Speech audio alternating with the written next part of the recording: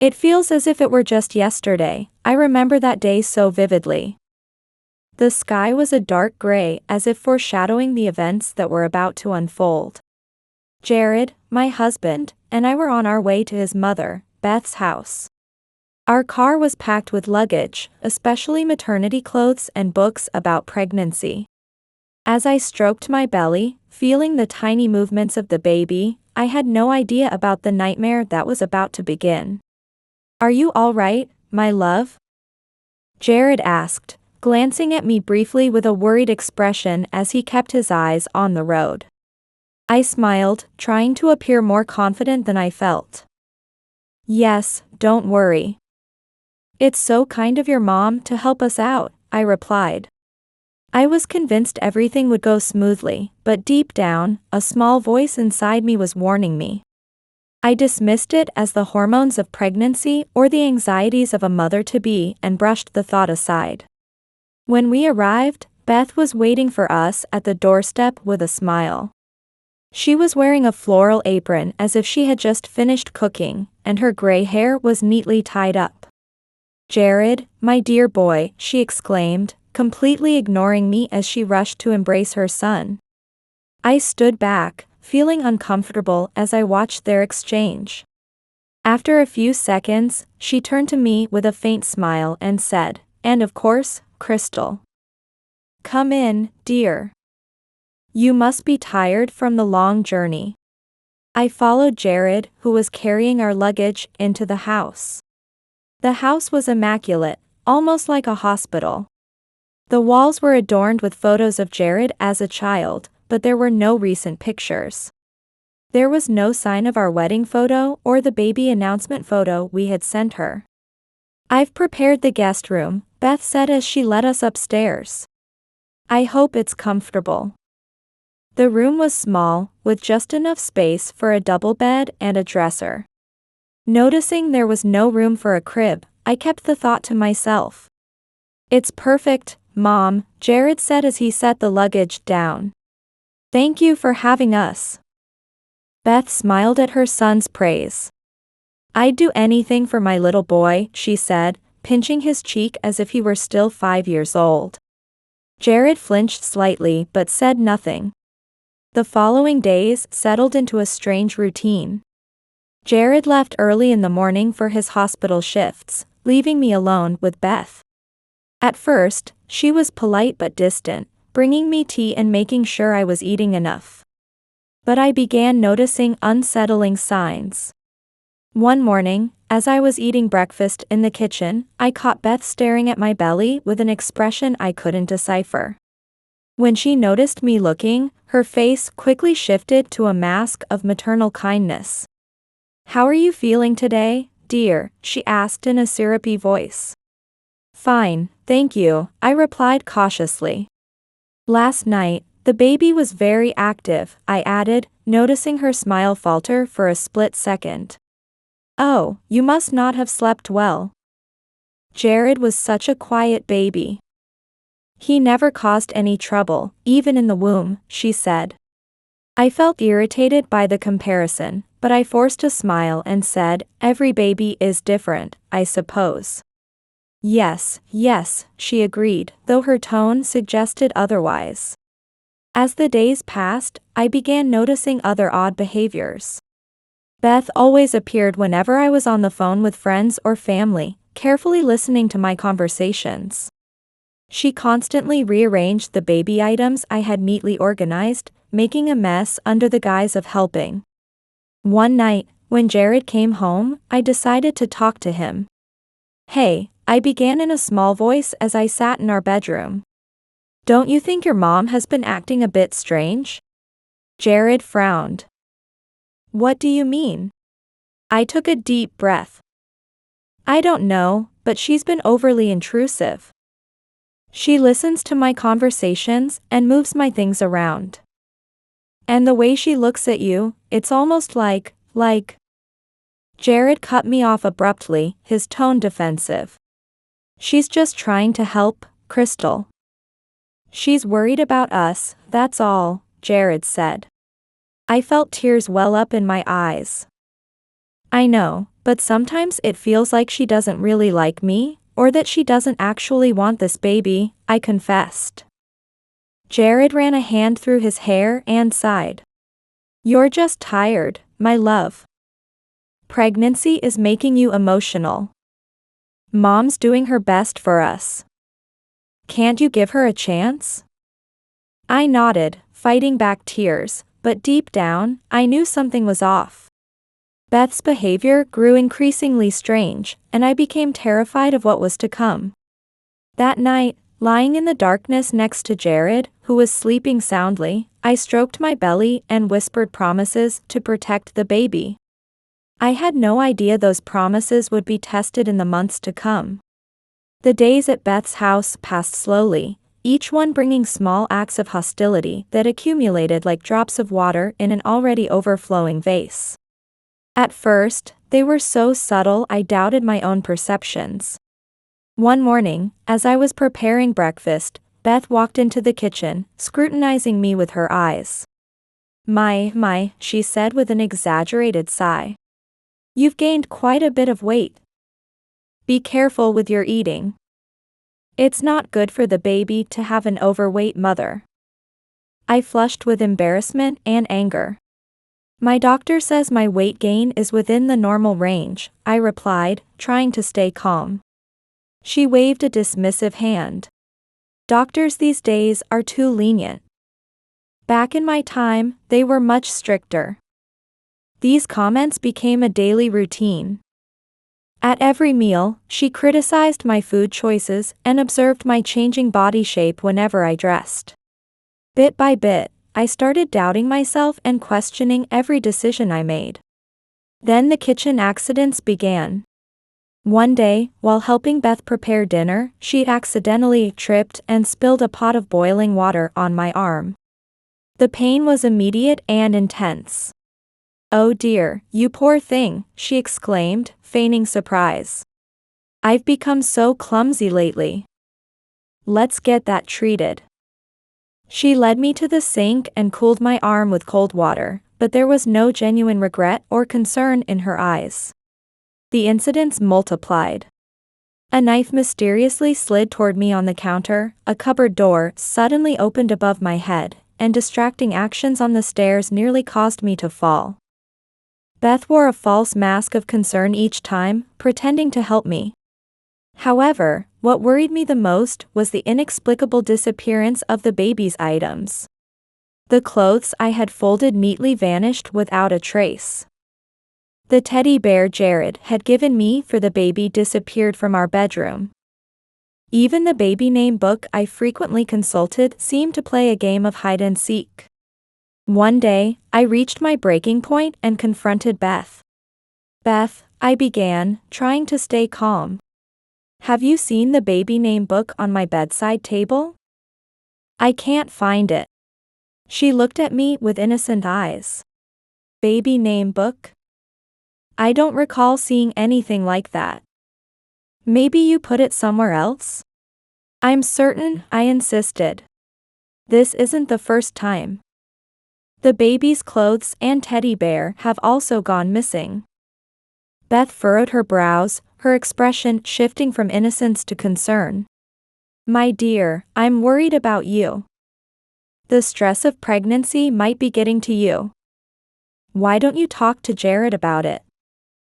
I felt my inner frustration rise. "I'm not stressed. I see what's happening." She placed a hand on my arm, the touch is feather-light but as heavy as chains. "Of course, dear. Why don't you take a nap? You'll feel better after some rest." That night, when Jared returned from the hospital, I decided to talk to him. We were in the bedroom, out of Beth's earshot. "Jared," I began softly, "I think there's something wrong with your mom." He looked up from his phone, frowning. "What do you mean?" I took a deep breath.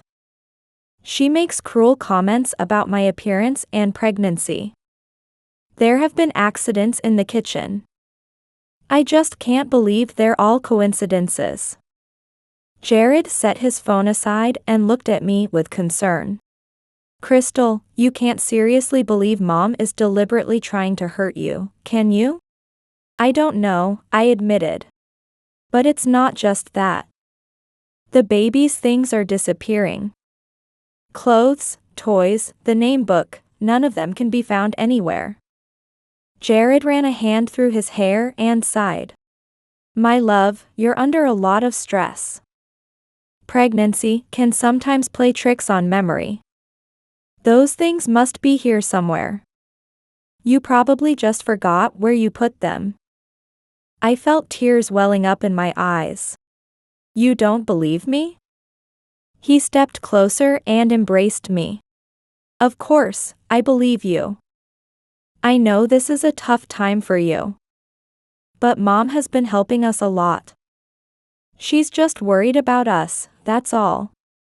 I pulled away from his arms, feeling frustration and anger rise within me. She's not worried about us, Jared. She's worried about you. Can't you see? She looks at me like I'm an intruder in your life. Jared took a step back, his expression hardening. Crystal, you're blowing things out of proportion. Mom's always been protective, that's true. But she only wants the best for us. The best? I repeated in disbelief. She makes me doubt myself and criticizes everything I do. That's not protection, Jared, it's harassment. That's unfair, Jared said in a cold tone. Mom is doing everything she can to help us. I think your hormones make you see things that aren't there. His words hit me like a slap in the face. My hormones? You think I'm making all of this up because of my hormones? Jared sighed heavily, suddenly looking exhausted. I'm not saying you're making it up, but you might be misunderstanding things. Mom's always been like this. She can be overbearing sometimes, but her heart is in the right place. I felt tears streaming down my cheeks. You don't see it, do you? You don't see how she's trying to drive us apart. Jared shook his head in disappointment. Crystal, you need to rest. This pregnancy is taking more of a toll on you than you realize. Then he left the room, leaving me alone with my thoughts and doubts. From the hallway, I could hear whispers. Jared and Beth were talking. My heart sank as I imagined what she might say and how she might twist the situation to her advantage. The next few days were a nightmare. Emboldened by Jared's support, Beth's attacks became more brazen. Her comments were no longer subtle but outright criticisms. Crystal, she said one day while flipping through a parenting magazine. Not everyone is meant to be a mother. It's a talent, a calling. I just hope you're someone who deserves it. I clenched my teeth, refusing to take the bait. But each comment, each sideways glance, each accident chipped away at me. I felt trapped in the house, the walls closing in around me. One night, unable to sleep, I got up to get a glass of water. As I passed by Beth's room, I heard murmuring. I leaned closer and could make out her words. My little Jared, she whispered. Don't worry. Mommy's here. I won't let anyone come between us. Not that woman, not that baby. A chill ran down my spine. The words were laced with such possessiveness and malice that all my fears turned into certainty. Beth wasn't just an overbearing mother-in-law, she was dangerous. The next morning, I resolved to act and decided to have one last talk with Jared. I found him in the kitchen, brewing coffee before leaving for the hospital. Jared, I said, my voice trembling but filled with determination. We need to talk. It's important. He turned to me, looking tired. Crystal, please. Again? I've got a long day ahead. No, I insisted. Listen to me. Your mother isn't who you think she is. I'm scared, Jared. For myself, and for our baby. He set down his cup and looked at me with a mix of frustration and concern. What? What are you talking about? I told him everything. The comments, the accidents, the missing items, and what I had overheard the night before. Jared listened silently, his face shifting through a range of emotions. When I finished speaking, Jared remained silent for a long time. Crystal, he finally said in a soft voice. I know this pregnancy has been hard on you. I know living here isn't ideal. But please understand, Mom would never do anything to hurt you or the baby. In her own way, she loves you. I felt my heart breaking. He still didn't believe me. Jared, please, I begged. I'm not crazy. I'm not imagining things. Something terrible is happening here. He stepped closer and placed his hands on my shoulders. I believe you're scared, but I think that fear is coming from within you, not from Mom. Maybe you should talk to someone. A therapist might help you cope with this stress. I stepped back in disbelief. A therapist? You think I'm the problem? I'm not saying that, he replied, but his tone suggested otherwise. At that moment, Beth entered the kitchen with a motherly expression of concern. Is everything all right? I heard voices, she said. Jared turned to her and gave her a reassuring smile. It's fine, Mom. Crystal's just been feeling a little stressed lately. Beth looked at me, her eyes glinting with what could only be described as triumph. Oh, you poor thing. Pregnancy really is tough, isn't it? Why don't you rest? I'll take care of everything here, she said. I looked at Jared, searching for any sign that he finally understood. But he simply nodded in agreement with his mother. Feeling defeated, I left the kitchen, sensing Beth's gaze following me. I lay down on the bed in the bedroom, stroking my belly and whispering promises to my baby. Promises to protect, to love, but for the first time, I doubted my ability to keep them. That day, I realized I was alone in this fight. Standing alone against Beth, confronting Jared's disbelief, and facing the escalating fear within me. But one thing was certain, I wouldn't let anyone or anything harm my baby, even if it meant facing the monster hidden beneath my mother-in-law's gentle mask alone. Time passed slowly, and the house became my prison. With each passing day, as my due date drew nearer, I felt myself also approaching an inevitable breaking point. At 8 months pregnant, I carried all my hopes and fears in my round, heavy belly. As many had before, the night unfolded in a dense and suffocating silence. Jared was on a night shift at the hospital, leaving me alone with Beth. Dinner passed in stifling quiet, interrupted only by Beth's sharp remarks about my eating habits or posture.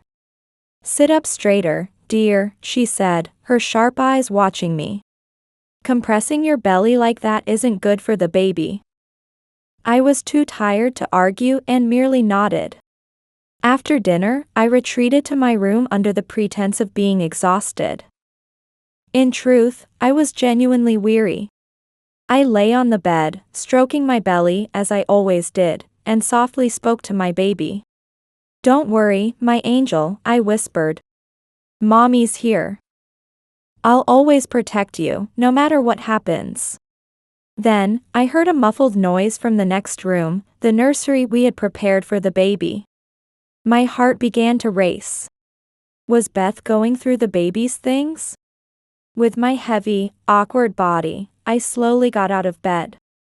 Moving silently, I approached the door and opened it. The hallway was cloaked in darkness, but a faint light seeped out from under the nursery door. I placed my hand on the doorknob and hesitated. Part of me wanted to return to bed and ignore whatever was happening on the other side. But I knew I couldn't keep running. It was time to face the truth. Taking a deep breath, I opened the door.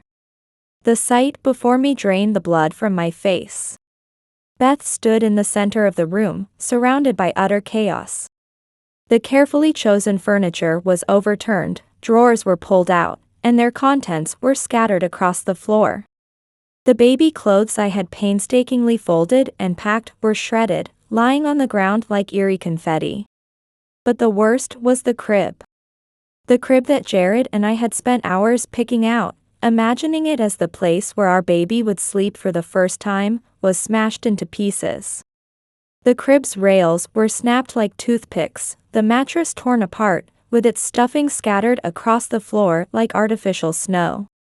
In the middle of this devastation stood Beth. She held a hammer in her hand, her gray hair disheveled, and her eyes, those eyes, shone with a light that could only be described as pure madness. "Beth," I whispered. In the deafening silence of the room, my voice barely reached her. "What have you done?" She turned to me with a twisted smile, unlike anything I had ever seen before. "I've done what I should have done all along," she said. "Breaking this charade you call a family." Instinctively, I backed away, my hands shielding my belly. "Why?" I asked, tears streaming down my face. "Why would you do this?" Beth let out a laugh that chilled me to my core. "Why?" she repeated, taking a step closer with the hammer in her hand. "You wormed your way into our lives like a parasite, clung to my Jared, and pulled him away from me. And now you think you can replace him with that?" She spat, pointing at my stomach with disdain. For a moment, fear gave way to anger. "Jared is an adult, Beth. He has the right to have his own life, his own family." "Family?" she shouted. "I am his family. Only me. I've sacrificed everything for him, given him everything." "What have you done?" "Lured him with empty promises and a pretty smile." I shook my head in disbelief at the sheer hatred in her words. "No. Jared and I love each other. This child is the symbol of our love." Beth stepped forward again, pushing me back toward the hallway. "Love?" she sneered. "You don't know what love is. Love is what I feel for my son, pure, unconditional love. Not this farce you're trying to create." We reached the top of the stairs. Beth stood over me, and I could feel the steep drop to the first floor behind me. "Beth," I said, trying to stay calm despite the terror closing in on me. "Please, think about what you're doing. Think about Jared. How would he feel if he saw you like this?" At the mention of her son's name, her eyes darkened.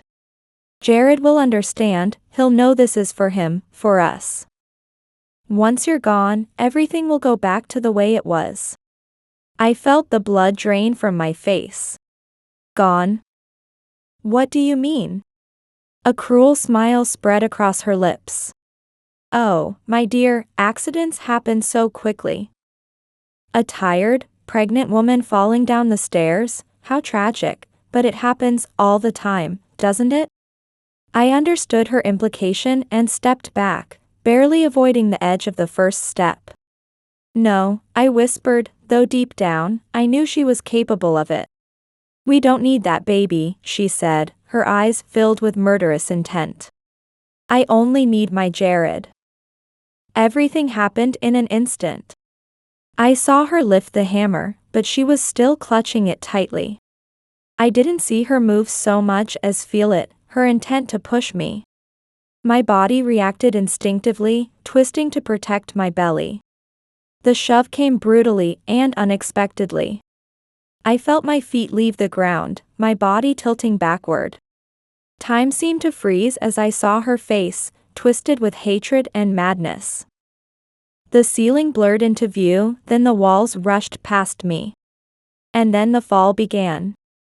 In what felt like an eternity, only one thought consumed me, protecting my baby. I wrapped my arms around my belly like a shield, holding on with all my might. Each impact against the hard stairs, each bounce, sent searing pain through my body. But I refused to let go. I tumbled, twisted, and bounced. Every second was agony, yet I clung to one thought. My baby, my child, must survive. Finally, after what felt like forever, I came to a stop at the bottom of the stairs. Pain engulfed my body, invasive and burning. I could barely breathe, each breath a stab of pain. Through the fog of agony, I heard slow, deliberate footsteps descending the stairs. Beth appeared in my line of sight, looking down at me. "It's over," she said, her voice unnervingly calm. "Jared will finally be free of your grasp." I wanted to scream, to call for help, but no sound came from my throat. My hands were still clutching my belly, and in my fading awareness, I felt a faint movement. My baby was still there, still alive. Just as darkness began to swallow me, I heard a sound. The front door burst open, followed by hurried footsteps and a voice I instantly recognized. "Crystal." Jared called, his voice panicked and filled with terror. "Mom, what happened?" I tried to turn my head for one last glance before losing consciousness. The last thing I saw was his face, twisted with fear and disbelief, as he ran toward me. Then everything went black. The days following the installation of the security cameras were tense. Every time Beth entered the room, my heart raced, fearing she might have discovered my plan. But she seemed completely unaware of the quiet surveillance now recording her every move in the house's hallways. The decision to install the cameras came after a particularly unsettling series of events. One night, while climbing the stairs, I tripped over a toy that hadn't been there moments before. On another day, I nearly slipped on a puddle of water mysteriously appearing outside the bathroom. The incidents were happening too often to be mere coincidence. Jared unknowingly gave me the idea. One night, as he ate a reheated dinner after returning late from the hospital, he mentioned the new surveillance system recently installed in the hallway. "It's incredible," he said, taking a bite. "I can watch everything in real time from my phone. It's made handling agitated patients so much easier." That night, as I lay in bed, an idea struck me. If I could set up discrete cameras, I could finally prove to Jared that I wasn't paranoid, that his mother was truly dangerous. The next day, I seized the opportunity while Beth was unusually out shopping and ordered a small wireless security camera system. Setting it up was easier than I had expected.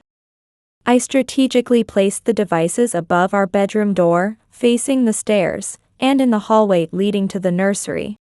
For the next few days, I obsessively checked the app on my smartphone, half hoping to catch Beth in the act.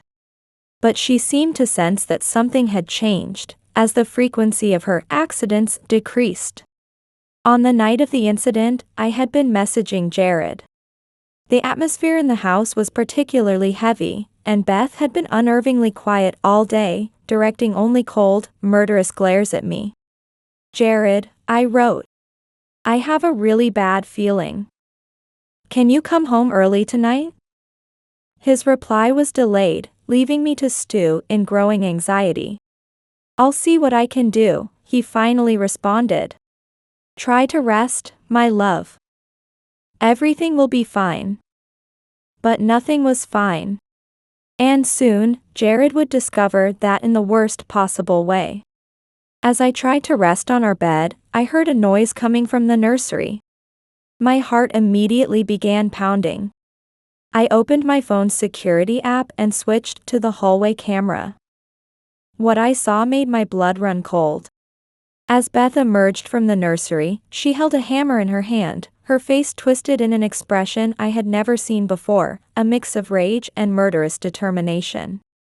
With trembling hands, I tried to write a message to Jared. "Emergency. Your mom. Check the camera." I wasn't sure if he would see the message in time, but I had no other choice. I had to confront Beth, to talk to her, or at least stall until help arrived. What happened next is etched into my memory with terrifying clarity. The events in the nursery, Beth's savage accusations, and then the final push that sent me tumbling down the stairs. Every second of that fall felt like an eternity, my entire being focused on protecting my belly, my precious baby. What I didn't know at the time was that Jared had seen my message. In fact, he had already decided to come home early after reading my earlier worried texts and was on his way. While driving, he had opened the security app on his dashboard-mounted phone. What he saw made his heart pound wildly, and he pressed the accelerator dangerously hard. He watched as his mother, the woman who had raised him and supported him for years, deliberately pushed his pregnant wife down the stairs. He saw me fall, heard my stifled cry of pain, and watched in horror as Beth stood at the top of the stairs, descending slowly with cold indifference, looking down at my motionless body. Jared screeched into the driveway, his tires skidding as he stopped. Clutching his phone, he jumped out of the car and ran toward the house, frantically dialing emergency services. When he opened the door, the scene before him was worse than he could have imagined. There I was, lying at the bottom of the stairs, my body twisted unnaturally. Beth stood nearby, still holding the hammer. "Mom!" Jared shouted, his voice a mix of terror and disbelief. Beth turned to him, her face breaking into a smile so chilling it froze Jared to his core. "Jared, my dear, you're home early. Don't worry. I've taken care of everything. Now it's just the two of us." Jared felt his world collapsing. This woman, this monster, couldn't possibly be his mother, the woman who nursed him through illnesses, who encouraged him to chase his dream of becoming a doctor. "An ambulance is coming," he said, his voice unrecognizable even to himself. "Step away from her, Mom. Now." Beth finally seemed to realize the gravity of the situation. Her smile vanished, replaced by an expression of fear. "Jared, you don't understand. I did it for us. She was going to tear us apart. I couldn't let that happen." Tears filled Jared's eyes as he shook his head. "No, Mom. You're the one who doesn't understand. Crystal is my wife. This child is my baby. They are my family." He knelt beside me, his trembling fingers searching for my pulse. Feeling a weak but steady rhythm, he let out a sigh of relief. "She's alive," he murmured, more to himself than to his mother. Turning back to Beth, he asked, "How could you do this? How could you try to kill your own daughter-in-law and grandchild?" Beth dropped the hammer. Her eyes widened as if she had just realized the horror of her actions. I. Jared, please believe me. I just wanted to protect us," Beth murmured. But Jared wasn't listening. All his attention was on me and my rounded belly, which miraculously appeared unharmed. He gently placed his hand on my stomach, hoping to feel some movement. Something to indicate that the baby had survived the terrifying fall. As he waited, the distant sound of sirens grew louder. Relief flooded Jared's face. Help was finally on the way. The next few minutes passed in a blur of flashing lights and hurried voices. Paramedics arrived, quickly assessing the situation, examining me carefully, and exchanging rapid medical terms that Jared, still in shock, struggled to comprehend. The police arrived almost simultaneously, questioning Jared and growing increasingly astonished as they pieced together the events. When Jared mentioned the security cameras, the officers' faces lit up. It was the evidence they needed. Beth was handcuffed and led away, her face expressionless. As she passed Jared, she whispered, "I'm sorry, my son. I love you." Jared didn't respond. He couldn't. His entire focus was on the paramedics carefully placing me on a stretcher. "Sir," one of the paramedics said. Your wife is stable for now, but we need to get her to the hospital immediately. The baby seems okay, but further tests are required.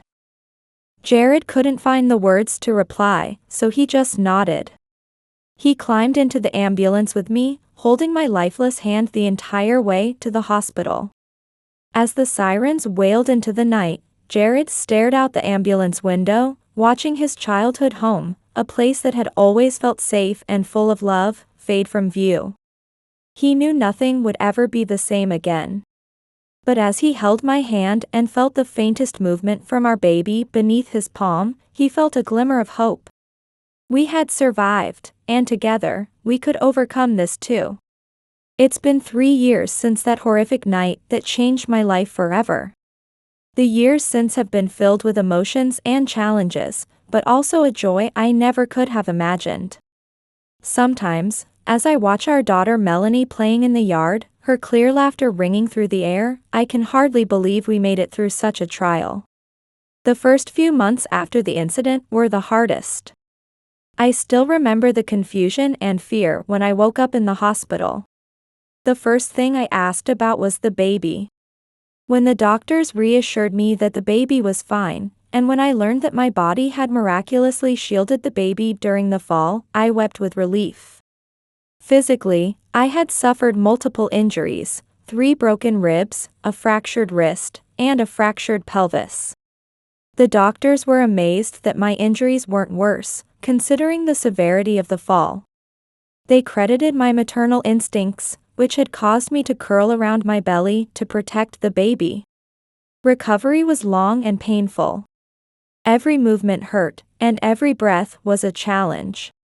But thoughts of my unborn daughter gave me the strength to keep going. Jared was always by my side, balancing his responsibilities at the hospital with daily visits to see me. I could see the guilt in his eyes, the pain caused by his mother's actions. During those long days in the hospital, we talked a lot about the future, our fears, and our hopes. Jared had to confront the truth about his mother and unravel years of manipulation and control. It wasn't easy for him, and there were moments when I feared our relationship might not survive the ordeal. But our love for our child kept us bound together. We decided to attend couples therapy in addition to individual sessions.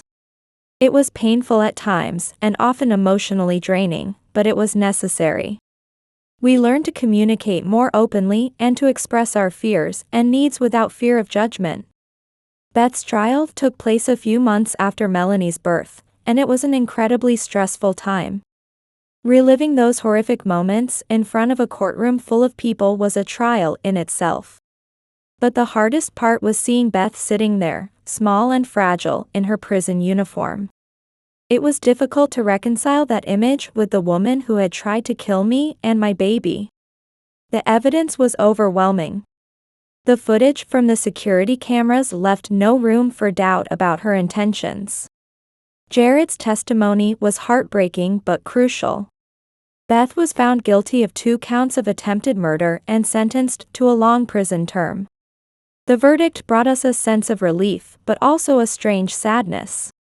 It marked the end of a dark chapter in our lives, but it was also the final end of the family Jared once knew. I remember holding him as he wept, shaking for the mother he had lost long before that fateful day. Melanie's birth was a moment of pure joy amidst all the chaos. Hearing her first cries and holding her in my arms for the first time made me realize that everything we had endured was worth it. She was perfect, our little miracle. Jared cried as he held her, promising over and over again to protect us both. The first few months with Melanie were a mix of overwhelming joy and paralyzing fear. We jumped at every noise in the night, and every shadow felt like a threat. Jared and I had to work hard to overcome our trauma and ensure that our fears didn't affect our daughter. During this time, the idea of a support group was born. One day, during a therapy session, I met another pregnant woman who had experienced domestic violence. During our conversation, it became clear that, regardless of how frightening our experiences were, they could be beneficial to others facing similar challenges. With Jared's and our therapist's help, we started a small gathering. At first, it was just a handful of women meeting in our living room. But soon, word spread and more people began to join. Not only pregnant women but also parents, siblings, and others affected by domestic violence during pregnancy came together. Creating this support group became therapeutic for us as well. Sharing our stories and listening to others helped us make sense of what we had gone through. We learned that what seemed like a unique experience was actually part of a larger pattern of domestic violence that society often ignored or minimized. Over time, the group became more than just a space for sharing. We began collaborating with lawyers for legal advice, psychologists for professional support, and domestic violence shelters to provide emergency refuge. What started as a small effort grew into a full-fledged charity that helps hundreds of families every year. Seeing the positive impact on people's lives was incredibly rewarding. It gave us a sense of purpose and a reason to move forward despite our own hardships. Hearing stories of women finding the strength to leave abusive situations and families rebuilding after trauma reassured us that our suffering had not been in vain. Jared, in particular, found a new mission in this work. As a doctor, he began giving lectures at the hospital on recognizing the signs of domestic violence in pregnant patients. His personal experience lent a weight and credibility to his words that few others could match. Today, 3 years after that horrific night, our lives look nothing like what we had imagined. Melanie is a happy and vibrant little girl, blissfully unaware of the drama surrounding her birth. We decided to leave the town where it all happened and move for a fresh start. Our new home is bright and welcoming, filled with Melanie's laughter and the love we share. Jared and I have grown together through this harrowing experience. Our bond, strengthened by hardship, is more robust than it has ever been. We've learned to trust each other completely, communicate openly, and support each other through moments of doubt and fear. Of course, not everything is perfect. There are still nights when I wake up reliving the fall in nightmares. Jared occasionally struggles with overwhelming guilt, wondering if he could have seen the signs earlier or prevented everything. But we've learned to face these moments together, holding each other's hands and pushing through. Beth remains a shadow in our lives, a ghost that cannot be entirely ignored.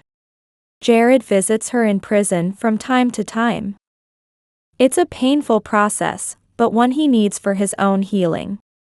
After these visits, we always have long conversations, reaffirming our love and commitment to one another.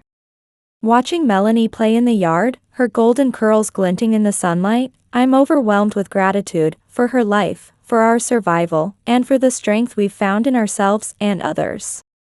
Our story isn't a traditionally happy one, but it's a story of endurance, love, and hope. And as I place my hand on my belly and feel the first movements of our second child, I know our story isn't over. We will continue to grow, to heal, to love, and above all, to hold on to hope, not just for ourselves, but for all the families we support through our work. The violence we experience does not define us. It's our response to that violence, our decision to turn pain into something positive, that defines who we are. And that legacy is what we hope to pass on to our children and to everyone we meet through our support group.